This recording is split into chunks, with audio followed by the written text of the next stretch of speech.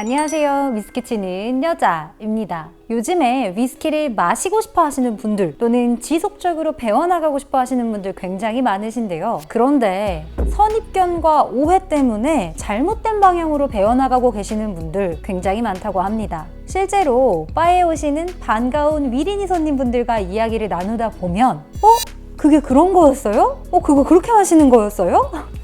라고 놀라시면서 생각보다 위스키에 대해서 잘못 알고 있는 게 많았네요 라고 말씀하시는 분들 정말 많으십니다. 그래서 준비한 오늘의 컨텐츠, 위스키 입문자의 실수 베스트 5입니다.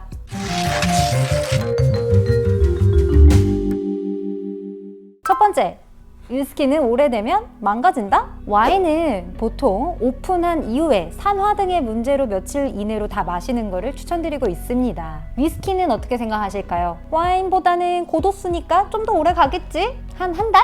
이렇게 생각하시는 분들 굉장히 많으십니다. 하지만 위스키는요, 직사광선이 닿지 않는 서늘한 상온에서 잘만 보관해 주시면 일정 기간 동안 훨씬 더 오래, 그리고 훨씬 더 맛 좋은 위스키가 만들어질 수도 있습니다. 위스키 세계에서도 이를 레어링이라고 하고 있죠. 보이실까요? 지금은 조금 보기 힘든 위스키가 됐는데 몇 년 전까지만 해도 한국에 수입이 잘 되고 있었던 글렌로티스의 빈티지 리저브 버전입니다. 제가 이거를 지금 오픈하고 나서 지금 한 2년이 된 바틀이에요. 향과 맛이 어떻게 변해 있을지 한번 테이스팅을 해보도록 하겠습니다.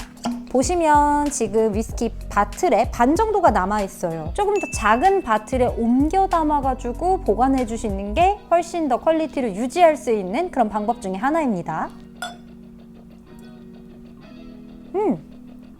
글렌로티스에서만 맡을 수 있는 은은한 바닐라라든지 아니면은 청과일 같은, 청사과 같은 그런 푸릇푸릇한 과실내음이 남아있어요. 맛도 한번 보겠습니다.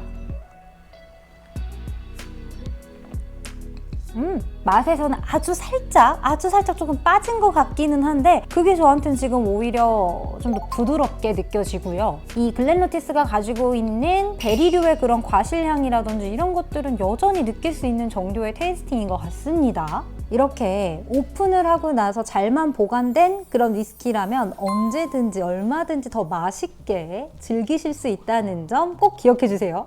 두 번째, 위스키의 맛은 가격에 비례한다? 위스키를 구매하기 위해서 마트에만 가봐도 천차만별의 가격 차이의 위스키들을 만나보실 수 있습니다. 그 차이는 도대체 어디서 나오는 걸까요? 위스키는 기호식품입니다. 어떤 곡물을 사용하고 어떤 발효 시간을 거쳐서 어떻게 증류를 하고 어떤 캐스크에서 얼마나 오랫동안 숙성 기간을 거쳐서 어떻게 병입이 되느냐, 이런 수많은 과정을 통해서 굉장히 다양한 그런 맛들을 만들어냅니다. 혹시 엔젤스 쉐어라는 단어 들어보셨을까요? 스코틀랜드에서 생산되는 대부분의 위스키는요, 오크통이라는 공간에서 숙성 시간을 거치면서 연간 1에서 2% 정도의 증발량을 보이게 됩니다. 이런 증발량을 위스키가 너무 맛있어서 천사가 가져간다 라고 표현하는 이 엔젤스 쉐어라는 단어를 사용하고 있습니다. 예전이나 지금이나 이런 증발량 때문에 생산량 대비 판매량이 현저히 줄어들기 때문에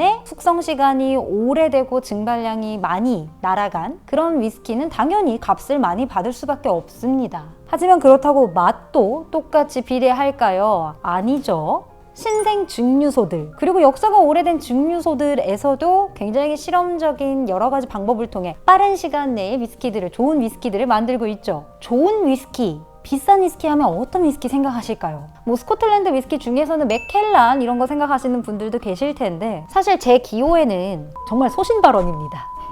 최근에 나오는 쉐리 캐스크 위스키들을 그렇게 좋아하지는 않는 편이에요. 버번 중에서 비싼 위스키 하면 뭘 생각하시죠? 티스텍 이런 거 생각하시죠? 제가 2년 전에 조지 티스텍 그리고 티스텍 주니어를 마셨다가 진짜 큰일 날 뻔한 적이 있어요. 제가 원래도 버번 위스키를 그렇게 좋아하는 편은 아니기는 한데 너무 진하고 너무 스파이시하고 뭔가 이렇게 쨍하게 올라오는 것 때문에 진짜 체해가지고 다시는 그 뒤로 아예 사제라 컴퍼니에서 나오는 위스키들을 웬만하면 제 돈 주고 잘 안 사 먹게 되는 그런 느낌들도 있습니다. 이렇듯이 위스키는 기호식품이에요. 절대로 숙성 시간이 오래됐다고 해가지고 그리고 그 기간만큼 값이 올라간다고 해서 모든 이들에게 맛있는 위스키가 만들어지는 것은 절대 아닙니다. 세 번째, 위스키는 입으로만 즐기는 술이다? 여러분들은 위스키를 드실 때 어떻게 드시고 계실까요? 이게 위스키래 소주보다 비싸잖아. 색깔 예쁜 거 봐. 야, 마셔보자. 야, 이거 무슨 맛이야? 야, 우선 마셔. 우선 마시자. 야, 오늘 다 마시고 가야 돼, 이거. 비싸. 몹쓸 연기 다시 한번 죄송합니다. 하지만 실제로 위스키 드실 때 이렇게 말씀하시는 분들 정말 많으세요. 사실 색깔이 예쁘다라는 말만 나와도 반 이상은 성공이라고 생각을 하는데요. 위스키의 가장 큰 특징은 숙성 단계에서 나오는데 이 숙성 단계는 어떤 캐스크에서 얼마나 어떻게 숙성이 되느냐에 따라서 색상과 향, 맛 모두 변하게 됩니다. 지금 바틀에 들어가 있는 이 위스키 바로 글렌모렌지에서 나오는 오리지널 그리고 에드라도어 10년입니다. 요 두 가지 바틀로만 봐도 색상 차이가 확연하게 드러나죠. 바로 글렌모렌지 오리지널은 버번 캐스크에서 10년 숙성이 된 거고요. 에드라도어는 쉐리 캐스크에서 10년 숙성이 된 제품입니다. 이렇게 색상만 봐도 또는 향만 맡아봐도 어떤 캐스크에서 얼마나 숙성이 됐을지 추측이 다 가능하거든요. 이런 것들을 조금 알고 마시면 눈도 재밌고 코도 재밌고 입도 재밌는 그런 어느 주종보다 재미있는 술이 되겠죠. 네 번째, 스트레이트?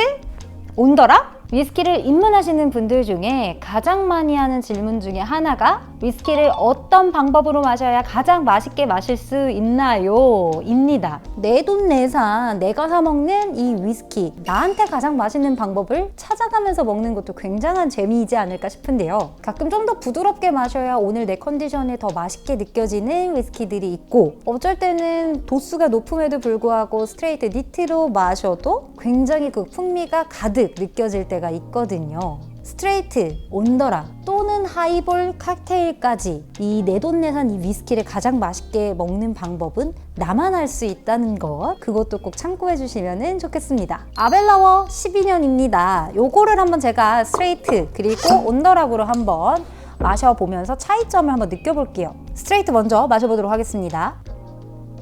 아벨라워 특유의 굉장히 그 당도 높은 과실 느낌들이 느껴지고요. 약간 잼 같은 그런 느낌의 찐득찐득한 당도도 올라오는 것 같아요. 달달하고 부드러운 거 좋아하시는 분들한테 참 많이 추천드리는 건데 그런 달달함이 이 목 끝까지, 피니쉬까지 굉장히 잘 전달되는 그런 느낌입니다. 온더락도 한번 마셔볼게요. 확실히 아까 전에 느꼈었던 그런 잼 같은 농축된 느낌의 당도는 올라오지는 않는데 이 아벨라워 캐릭터는 그대로 올라와요. 물이랑 희석되면서 가끔 발견하지 못했었던 캐릭터들을 발견하는 경우들도 있거든요. 과실의 당도들도 있지만 이런 몰티한, 고소한 그런 느낌들도 같이 올라오거든요. 저는 오늘은 온더락이 훨씬 더 제 컨디션에 잘 맞는 것 같습니다. 다섯 번째, 편견. 위스키를 입문하고 어느 정도 시간이 지나면은요 나도 모르게 생기는 편견들이 있습니다.